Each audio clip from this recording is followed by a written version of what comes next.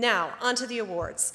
Tonight's first honoree, Dr. Janine Clayton, is responsible for a scientific approach that is incredibly important to all women.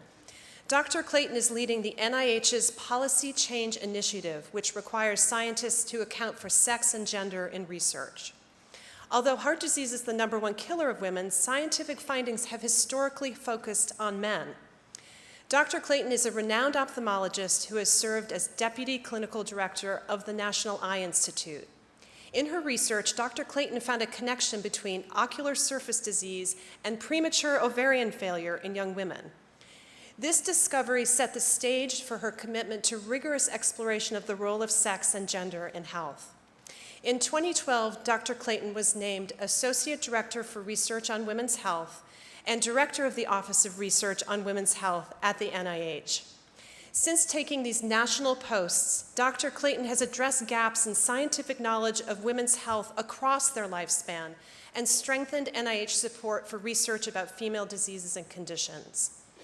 Dr. Clayton's work will allow scientists and medical professionals to make further discoveries that directly impact women's health.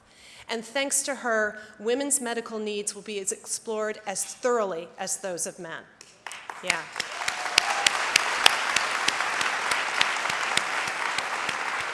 I am honored to present the 2017 Women's Day Red Dress Award to Dr. Janine Clayton.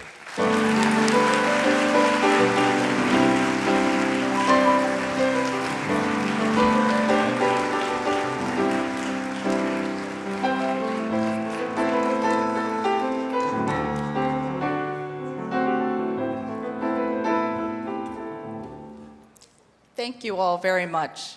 I'm honored to receive this award from Women's Day magazine, a great advocate for women's health. In fact, Women's Day was the first magazine to champion the cause of women's heart health, helping to spread critical information about heart disease when there were few means available to women for distributing health information.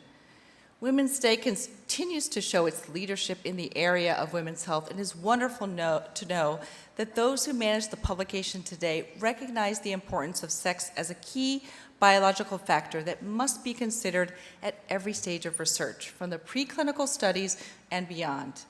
The aim of the NIH policy on sex as a biological variable is for us to understand the health differences between women and men to the fullest extent possible so that we can optimize treatment for everyone.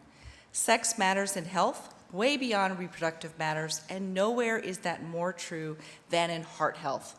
But women are still underrepresented in heart research, which is why NIH is ramping up efforts to encourage more women to join clinical trials in disease-specific areas.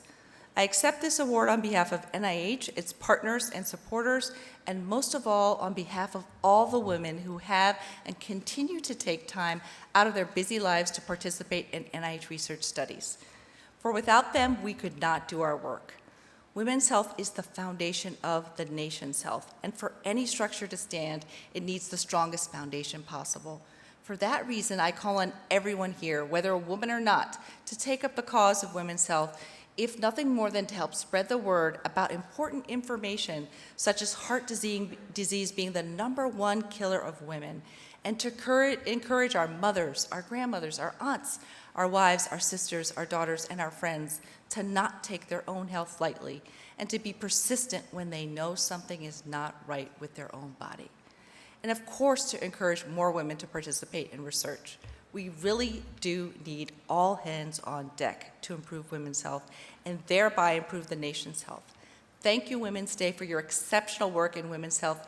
It is an honor and privilege to accept this award tonight. Thank you.